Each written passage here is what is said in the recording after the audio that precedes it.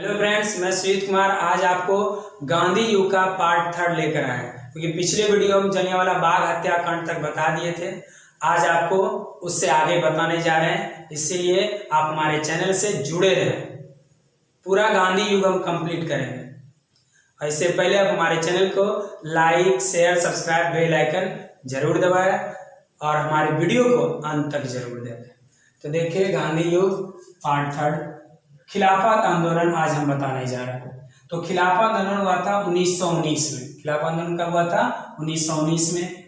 और इस युद्ध का या इस आंदोलन का कारण था, हम लोग को दिमाग में रखना है कि प्रथम विश्व युद्ध में तुर्की जर्मनी का साथ दिया था और प्रथम विश्व युद्ध में जर्मनी की पराजय हो गई तो तुर्की का भी पराजय हो गया।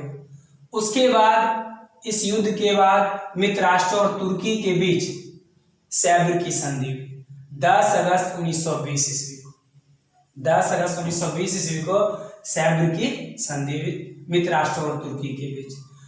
इस संधि में तुर्की के सभी अधिकार छीन लिए गए और इस प्रकार तुर्की साम्राज्य छीन भिन्न हो गया। इसके अतिरिक्त याद रखिएगा, तुर्की के मुसलमानों का जो खलीफा पोस्ट था उसे भी ब्रिटेन समाप्त करना चाह रहा था। तो खिलाफत मूवमेंट का जो कारण था, खलीफा पद को समाप्त करने से रोकने से था।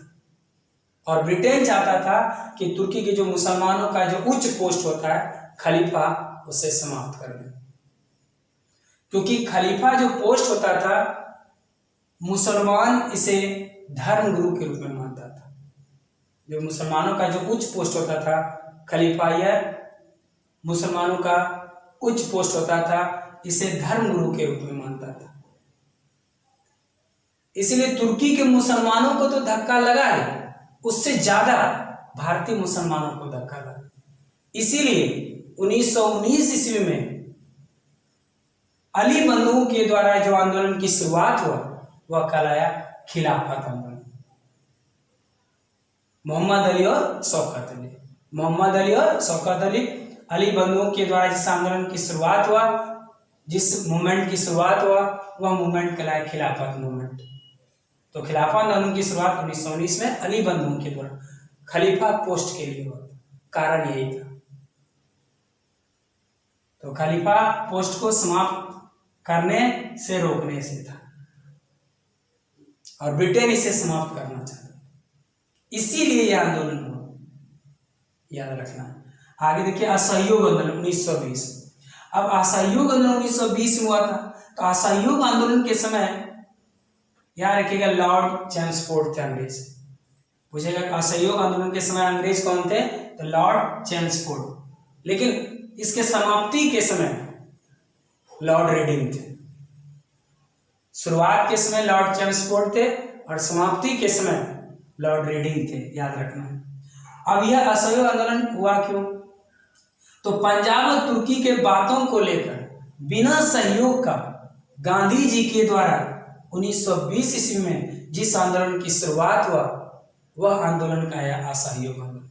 इसमें गांधी जी किसी का मदद नहीं लिया, याद रखिएगा। और यह गांधी जी का पहला जन आंदोलन था। तो पूछा, गांधी जी का पहला जन आंदोलन कौन था? असहयोग आंदोलन। बिना सहयोग का गांधी जी के द्वारा 1920 ईस्वी में जिस आंदोलन की शुरुआत हुआ वह था असहयोग।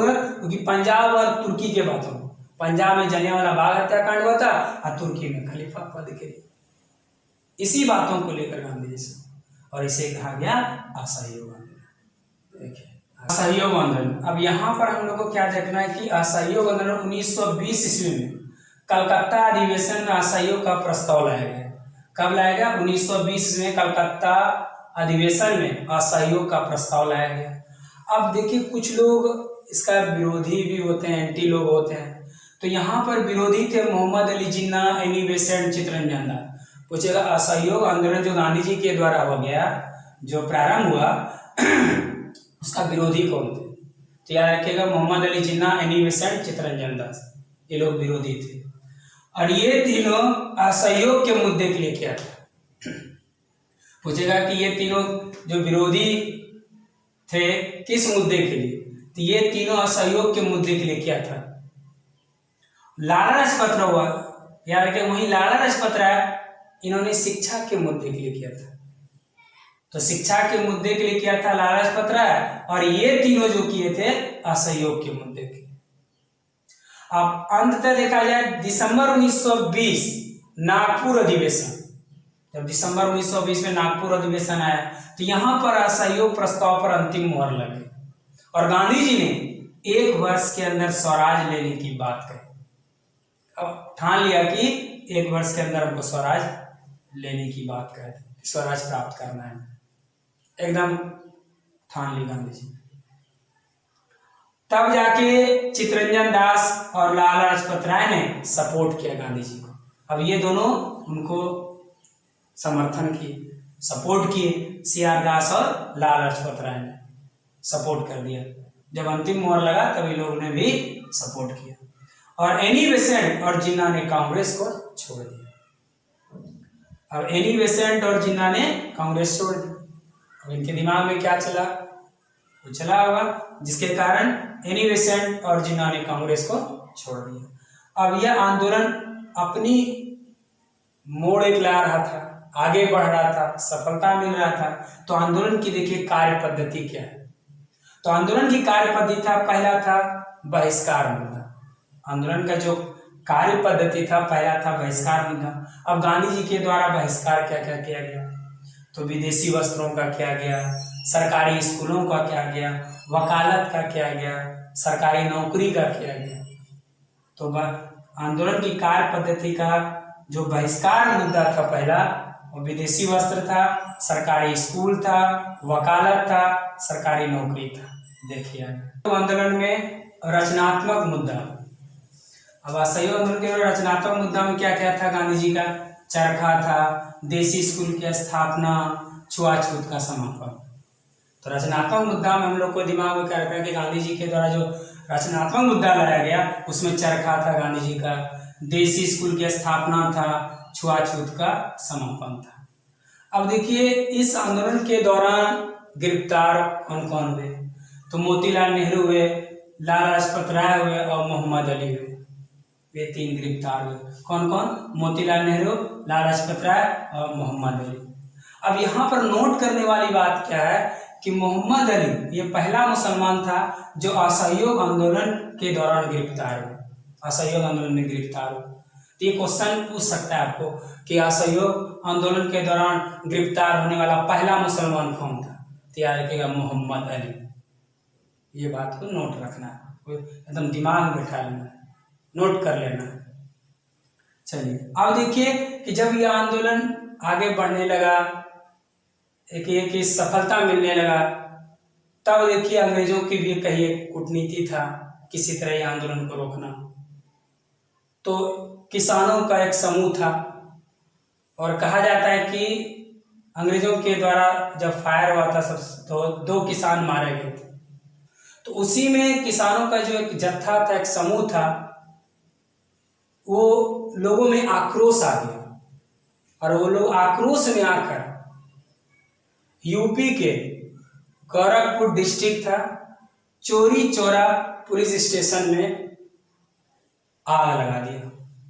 5 फरवरी 1922 को यह घटना हुआ था।